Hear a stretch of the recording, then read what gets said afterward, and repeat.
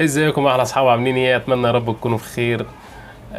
مع احمد الافندي على قناه باكورد. الحقيقه بس عندي في حاجه بس كده عايز اقولها. المهندس عادل القيعي قبل نهائي دوري ابطال افريقيا في المغرب بيقول للشامتين: حمى الله مصر والنادي الاهلي من الشامتين والحاقدين والضعفاء والبؤساء.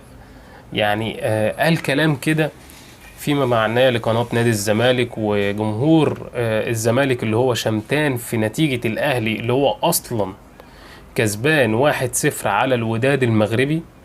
يعني الأهلي كسبان 2-1 على الوداد الرياضي المغربي، ومع ذلك شمتانين في النتيجة. شيء غريب جدا يعني.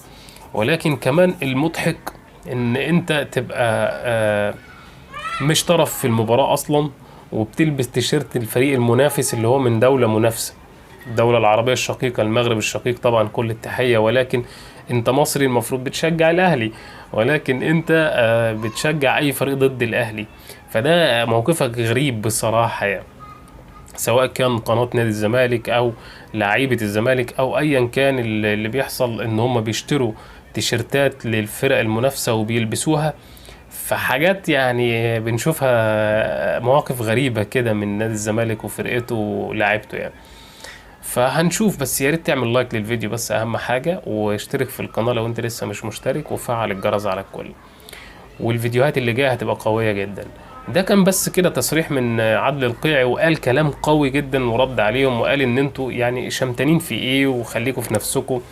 وكلام غريب جدا ان انت تبقى مش طرف، وكمان خارج من البطولة من دور المجموعات، وبتتكلم على النادي الاهلي ان هو كسبان 2-1، وكمان بتبقى شمتاء يعني. حاجات انا مش عارف والله، انا عن نفسي برضو مستغرب. ولكن كل واحد حر في رأيه. وهو ده كان تصريح الكابتن او المهندس عادل القيعي. اشوفكم في فيديو جديد، وتحياتي ليكم مع احمد الافندي على قناة باكورد. الحقيقة بس عندي سلام.